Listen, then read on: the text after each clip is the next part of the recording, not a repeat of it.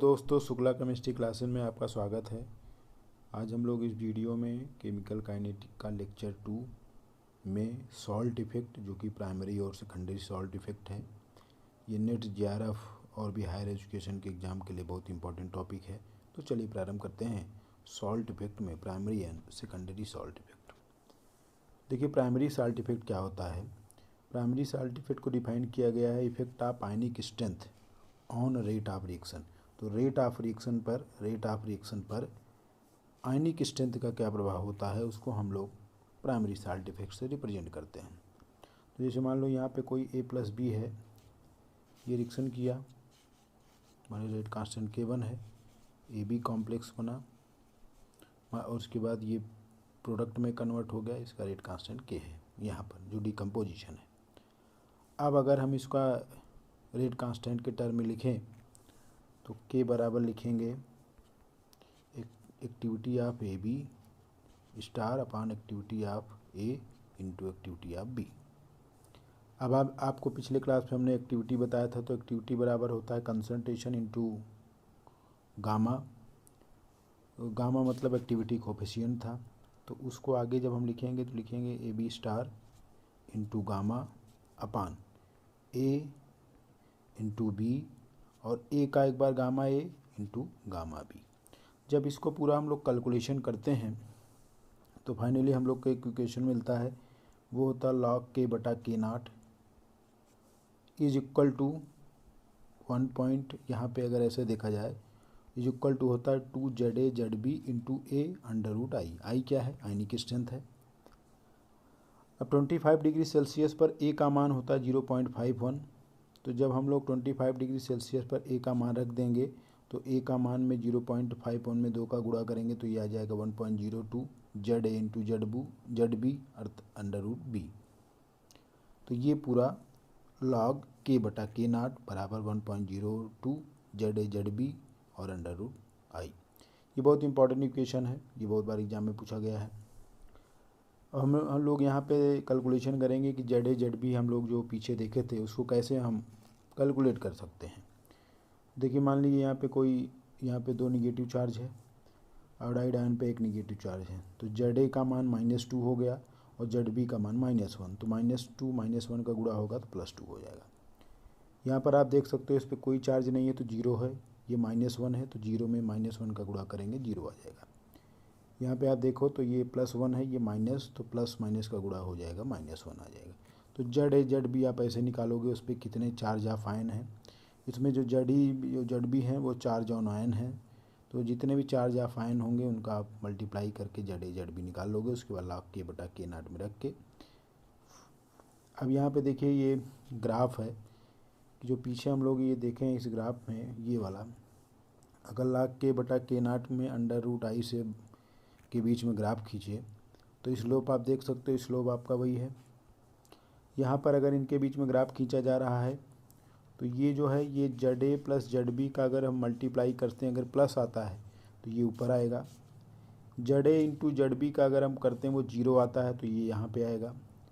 ZA और ZB का अगर मल्टीप्लाई करते हैं निगेटिव आता है तो उसका ग्राफ ये नीचे आता है।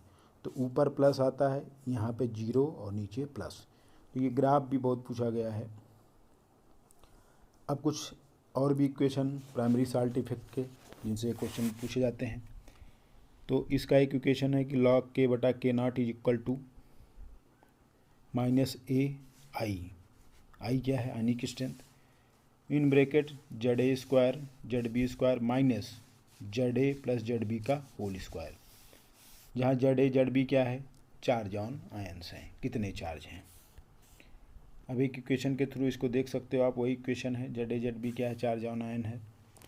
मान लीजिए कोई रिएक्शन हो रहा है तो X पे जो है वो कोई भी चार्ज नहीं, तो ZA बराबर 0 हो गया, ZB बराबर -2 हो जाएगा।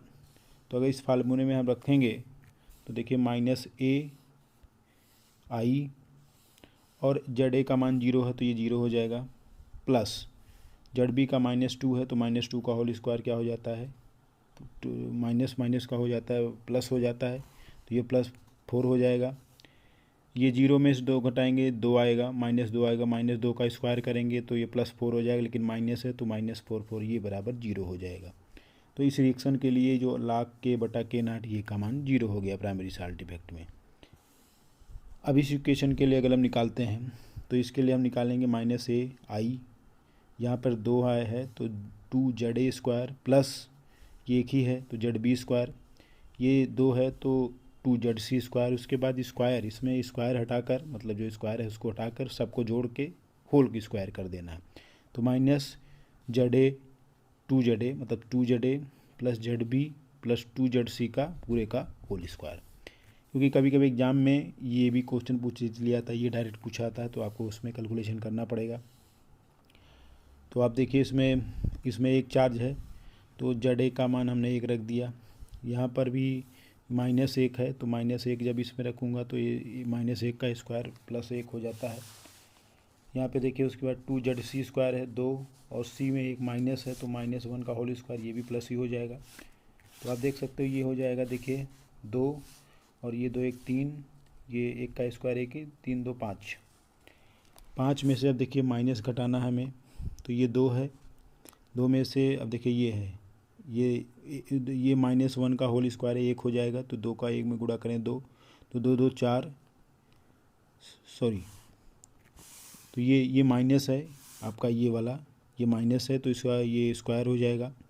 तो जब स्क्वायर हो जाएगा -1 का आप स्क्वायर करोगे, ये पूरे का स्क्वायर है, एक भी चीज़ ध्यान देना आपको। तो इसमें क्या करना है, ये 2 हो जाएगा और ये 2 का इसमें गुणा हो जाएगा तो -2 हो जाएगा, -2 + 2 ये कट जाएगा, ये -1 बचेगा, -1 का स्क्वायर करेंगे तो 1 आएगा।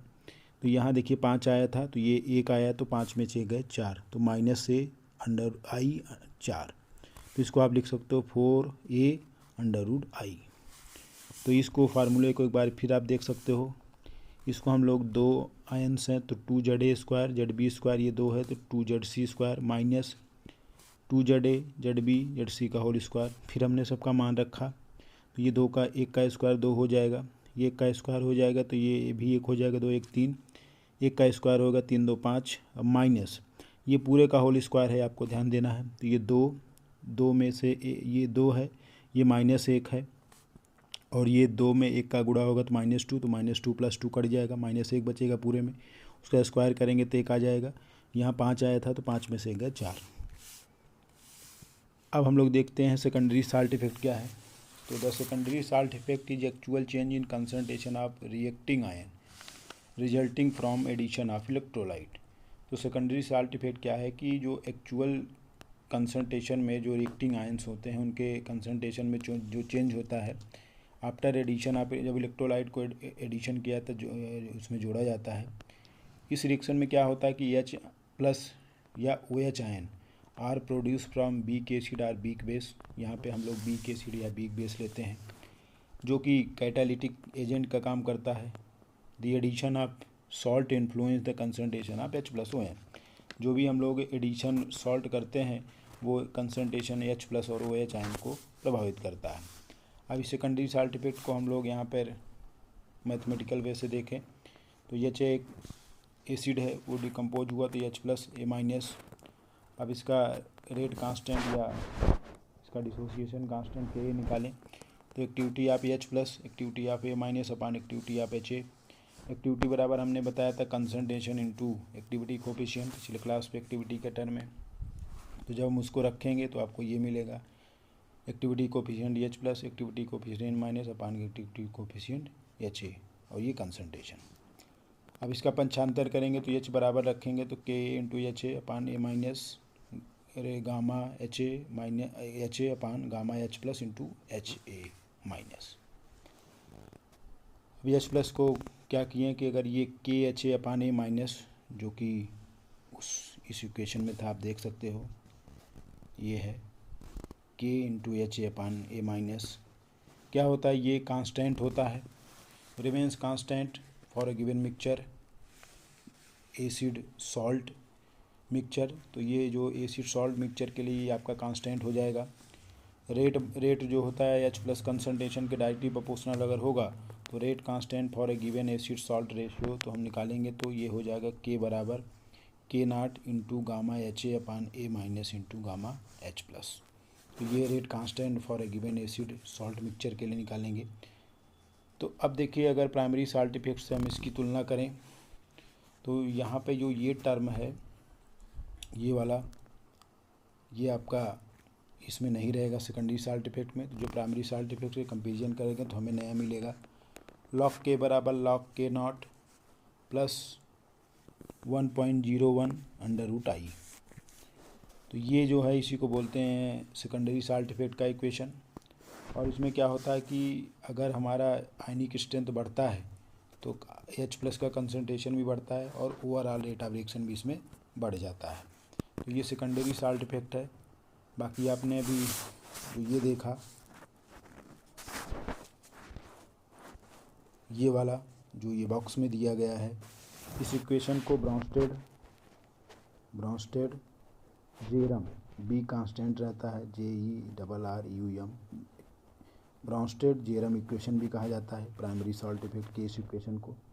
तो यहाँ पे ZA/ZB रहता है, लेकिन सेकेंडरी वाले सॉल्ट इफेक्ट में आप देख सकते हैं यहाँ पर 1.01 अंडर रूट आई है। आई क्या है?